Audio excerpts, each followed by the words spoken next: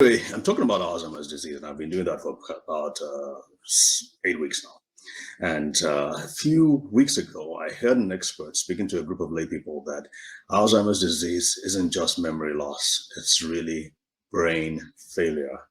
And I remember hearing that, and I was like, I've never actually heard it put like that before, but it makes a lot of sense. It's not just about one aspect of brain function, although memory is a key, critical, foundational part of everything we do, everything from how to think, how to plan, how to recognize faces, how even muscle memory. Memory is still a part of it in terms of skills, playing tennis or the keyboard or whatever it is. So memory is a core part of it all. But simply using or addressing one chemical, acetylcholine, which is what the drug Aricept, probably the most popular drug used for Alzheimer's disease, is based on, to me, just seems inadequate. It seems strange that that has been our main mode of treatment for all these years. Because if you think about it, the brain is you take 1 square inch of the brain and you're looking at the most complex piece, 1 square inch anywhere in the universe, anywhere.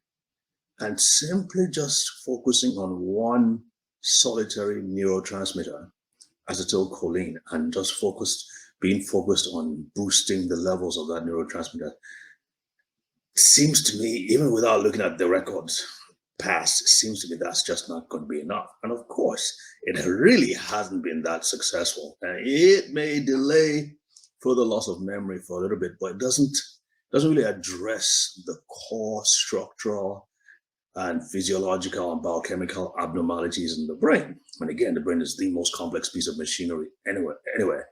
So my proposition, and really this is gaining steam now, so it's not just my original idea, is to nourish, nurture, and yes, nurse the brain back to health. And what do I mean by that? You need to take a few steps back. Maybe you take a 50,000-foot view and then look at the brain, look at what it needs to function. What makes up the structure of the brain, the nerve cells? How can we support that? What makes up the synapse? How can we support that? Yes, neurotransmitters are important, but one single neurotransmitter to address something as complex as the brain, as complex as Alzheimer's disease, just seems inadequate. So, and that's what we've been doing, of course, under the supervision of the federal government.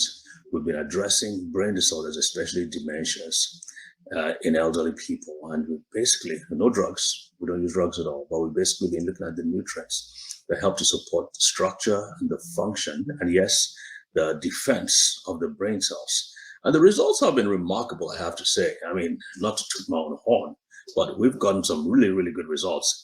But it's not about the tools as much as it is about the innate ability, the potential of the human brain and the human body to heal, to repair, to fix its own problems. And once you support that with the right tools, then you're going to get results. So I think as the years go by, the further and further into this decade we get into, we're going to be able to see how we can look at brain disorders, especially dementia, from that perspective.